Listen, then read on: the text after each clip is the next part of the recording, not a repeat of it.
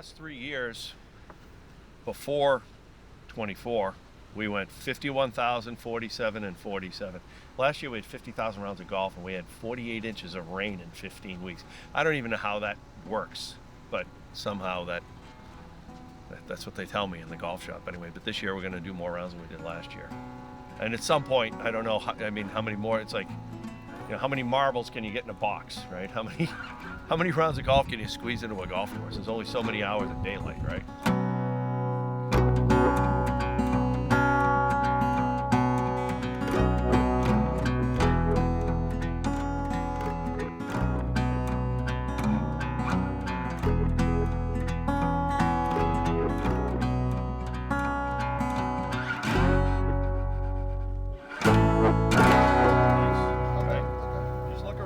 Any of them that are low or high, if they're a little bit low, you can put some sand on them. If they're high, you might need to replace them. Okay, but just take a quick look and check, So my name is Len Curtin, and I'm the golf course superintendent at George Wright Golf Course. I've been here for, this is the end of my 21st year.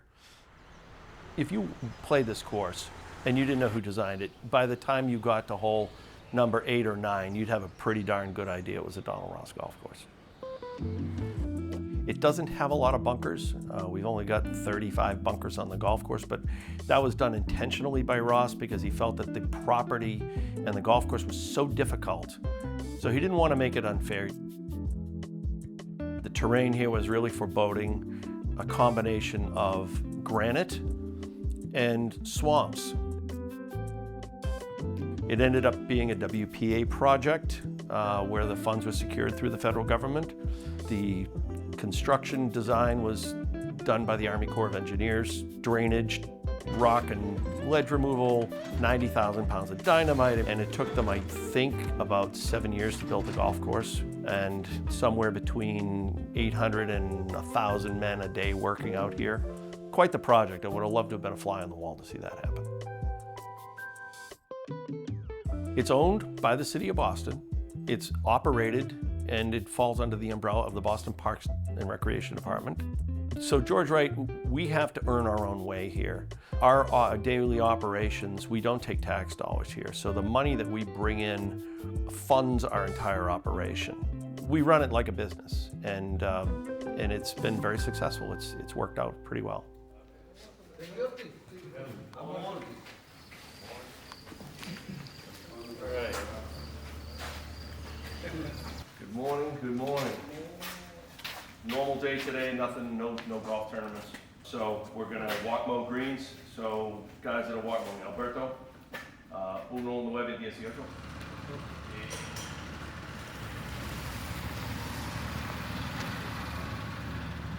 So challenge number one is probably getting out and getting our work done.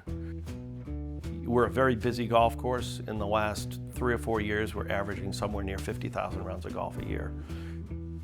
For a northeastern golf course that generally isn't open from the first week of December until like April 1st, that's a lot of golf. They start playing basically in the dark in the morning, and they don't leave until dark at night. I call it fast food golf maintenance.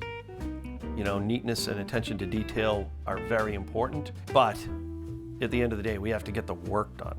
So we don't fool around. Guys just go. And there are some tricks. You can jump ahead of golf and then come back to something. Don't sit around and wait at number 1 green for those 2 guys to putt out.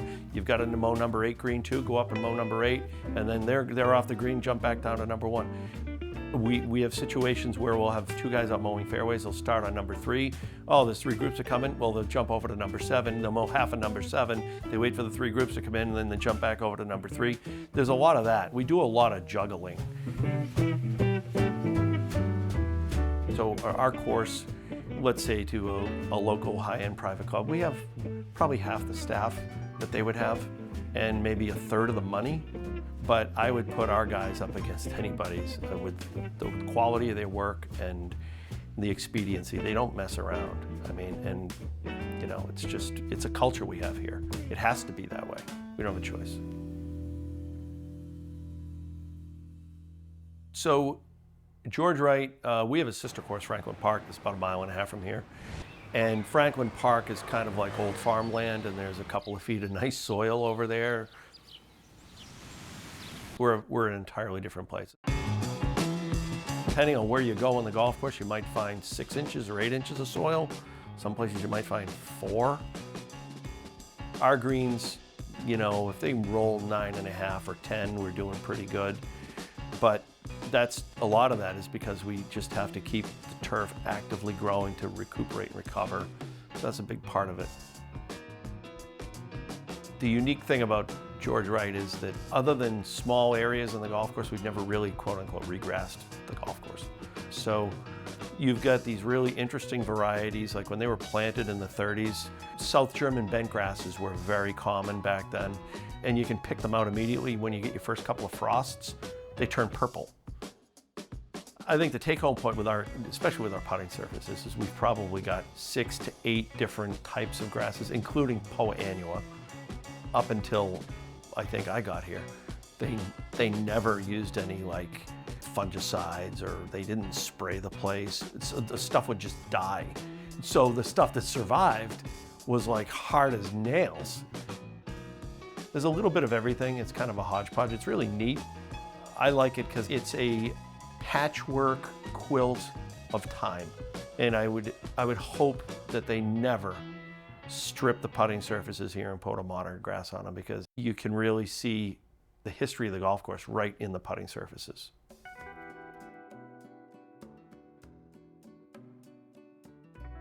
So, you know, my story is probably similar maybe to some golf superintendents. My dad was a manager at a municipal golf course. I spent the real early part of my life going to work with my dad. He managed what was then called Putterham Meadows. It's now Robert T. Lynch Municipal in Brookline. Eventually, when I got a little bit older in high school, I started caddying at the country club in Brookline, which bordered our course. So I did that through high school. I really wasn't ready to go to college, so I got a job on the ground staff at the country club, 18 years old. And that coincided with the country club hiring Bill Spence in 1985. We prepared the golf course for the US Open in 1988.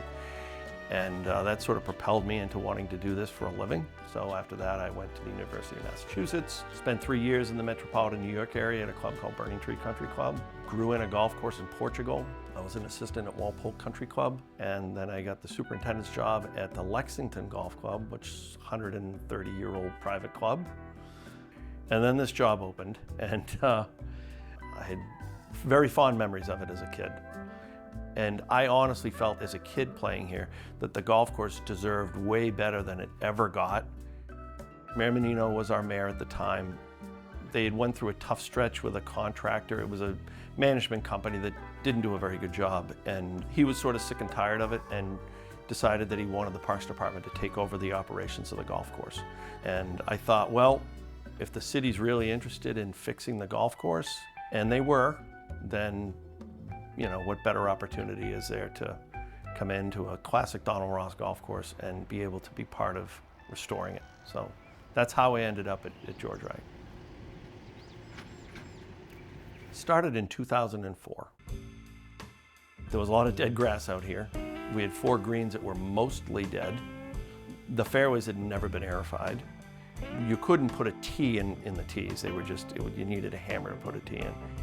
So year 1, we just started to bring common sense cultural practices in aerating, overseeding, fertilizing, top dressing, all sorts of things that you would normally do to maintain a golf course. My old boss, Bill Spence, always used to say, whenever you have a question, you work inside the ropes. And that pertains to a professional golf tournament. But in some ways it works that way here. You know, you start in the center and you work this way.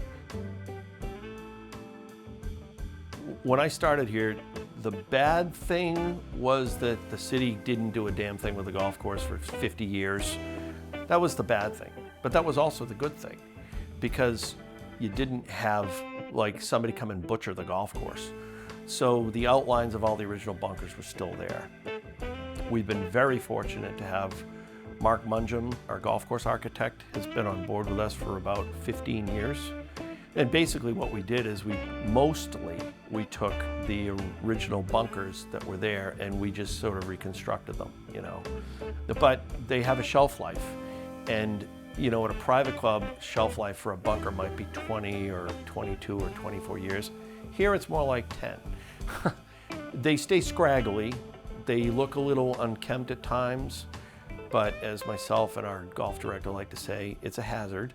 It shouldn't be something you're aiming at. And if you don't like your lie, well, it's a hazard. It was just a question of trying to find the ways, how can you navigate through the system to get the work done and to do what you need to do to move it forward. There was a lot of persistence on my part and on our golf director, Scott Allen's part, where just you needed to do something, well, gee, we can't do it that way. Well, how can we do it? Let's find a way to do it.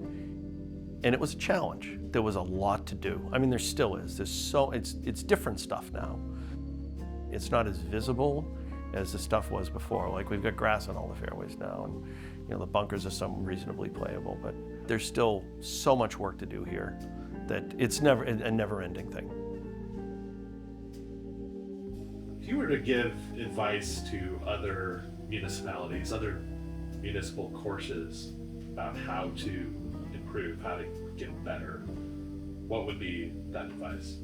Well, I would say if you really want to improve your golf course, hire golf people to run your golf course and to work on your golf course. And then just sort of manage the money and leave it alone and let them do their work. Because that's really the way that you can get a place to improve. And you just have to hire people that are interested and care about it. And I mean, honest to God, and this is just, I'm not just saying this, but I love the people that we have here. They're a great group of guys. They work their butts off. And they're good people. They help each other out. Like, you don't ever have to I don't have to tell any one of my staff members, oh, you know, Miguel needs to finish up the fairways. Can you go help? No, they finish a job, they're done, and they'll go out and get a piece of equipment and go help someone.